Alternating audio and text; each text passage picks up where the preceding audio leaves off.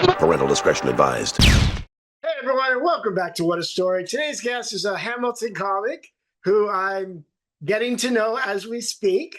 I'm probably going to mess up her name as usual, but it's Angela Pierias.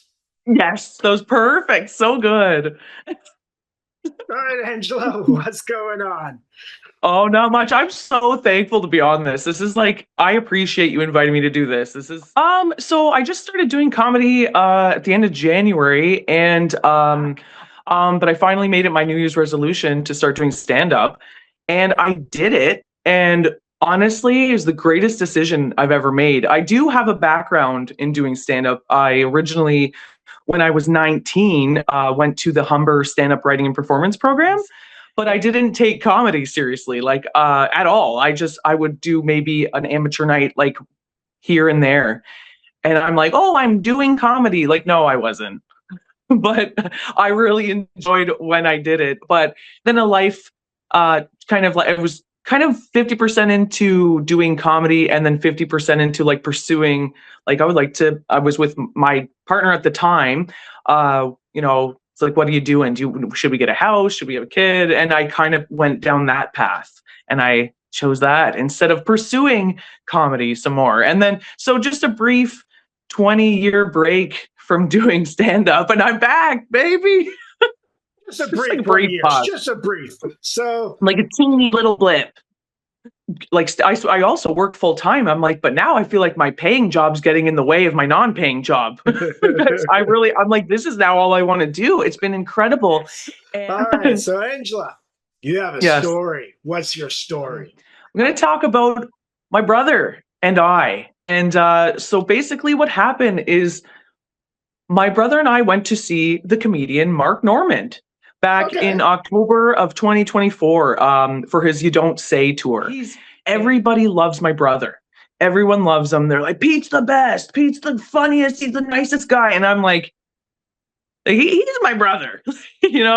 Like I have a different perception of him, like growing up with him, but everybody loves my brother.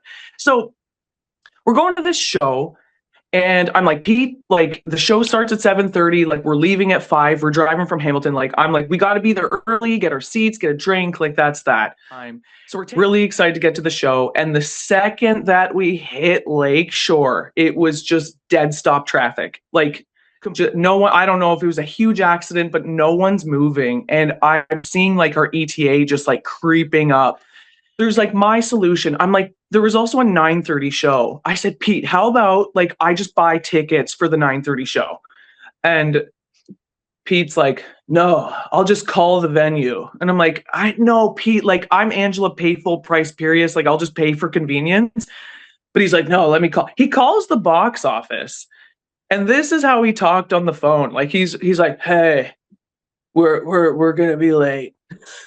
He's okay, bye. It was like, that's all he said. It was like he was talking to his aunt, like not like a major box office. If I called them, I would have been like, I'm so sorry. Like we're in traffic. Like you're supposed to be the 7:30 show. Can I please buy new tickets? Anyways, Pete's like, she just said to come to the box office. Okay. I can't even wrap my head around the phone conversation. We're driving. We finally get out of the traffic. We're driving. We make it to the box office. I'm so thankful just to be there. So we missed the 7:30 show. We walk in and I'm like, what's going to happen? Like, is this box office lady going to know? Like, I hope it's the same person on the phone. Like, they're not going to know. We walk in and this lady from the box office is like, are you Pete? Just like he's a celebrity walking in. And he's like, hey, hon. And she's like, I'm so happy that you're here. Just relax. You made it safe. No more traffic to worry about. She's like, we got you new tickets for the 9:00 show. We upgraded you. So I'm like, what is happening? Like, how on earth? Like, how did he just was, I can't. Again, I would have paid for new tickets. They're upgraded. Like we had like balcony seats for the 7:00 show. So these tickets were like making eye contact with Mark Normand. So she says, just relax. We had like 30 minutes to kill before the 9:30 show. And she's like, there's a nice park. Just relax. Take it easy. We leave. We've got 30 minutes to kill. There's a restaurant across from the Meridian Hall. And I'm like, let's just go chill there. We walk in. again, Pete just shows up to life. He's a real country bumpkin. He's from a small town. Like, I dressed up a little bit for this show. He's holding like a grocery bag full of chips, like walking into this super fancy restaurant. And like, we get seated, and the waitress comes up and she's like, would you like still or sparkling? And my brother goes, still sparkling? And I'm like, bro, she's talking like still water or sparkling water. And he's like, oh, I thought she meant that there's like diamonds in the water. And I'm like, bro, like, please, like, don't. And the waitress is laughing. And I'm like, no, please don't encourage him. Don't laugh. Like this, you don't have to do that. And my brother orders the sparkling water. Like, he orders the sparkling. She brings over a huge bottle that she's pouring it for him.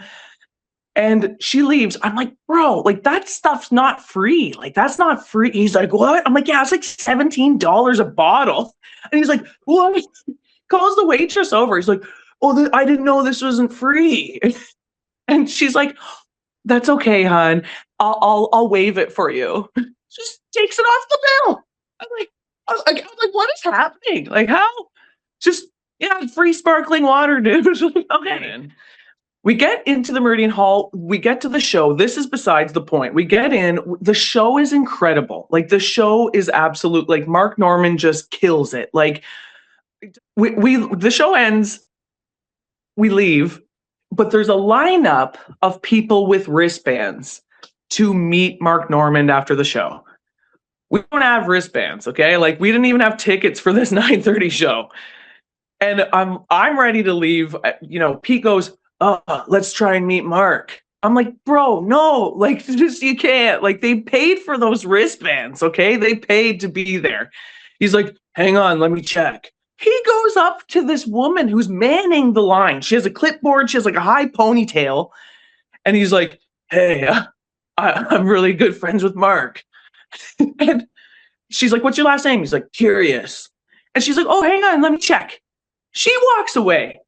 I wanted to die. I'm like, this is no, like, I'm like, God kill me. I'm so embarrassed. Like, I'm so embarrassed. She comes back with 2 wristbands. Is with my brother. Like, how does he do this? I can't. Like, if my brother wasn't with me that night, I would still be sitting in traffic. Okay? Like, I can't. I don't know how he does it. It's just Pete. He's just my brother, but this little country bumpkin can just work magic. And I don't know how he does it. The end.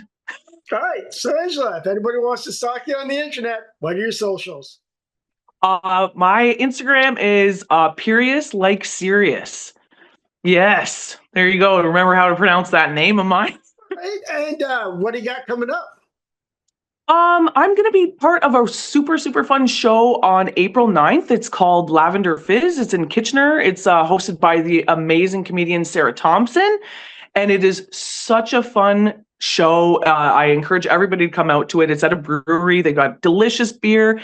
And it's probably one of the funnest shows ever. So I encourage everybody. April 9th, Lavender Fizz. So dating is hard. Dating is tricky. Not that I care. But it's a little difficult sometimes. Like, I feel like everyone is almost perfect, you know? Like, they're so close to being the one, and then they just miss the mark. Like, I was dating this tattooer, and he was, like, smoking hot, okay? Just smoking hot!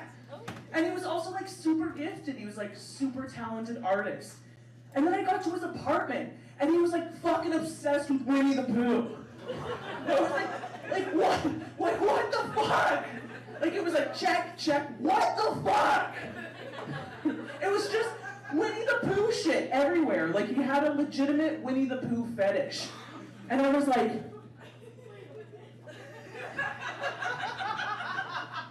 do I fucking look like Winnie the Pooh to this guy? I thought he was into red green. But then it hit me. I was like, holy shit, that's actually how we met. He pulled a jar of honey off my head. Anyways, thank you guys so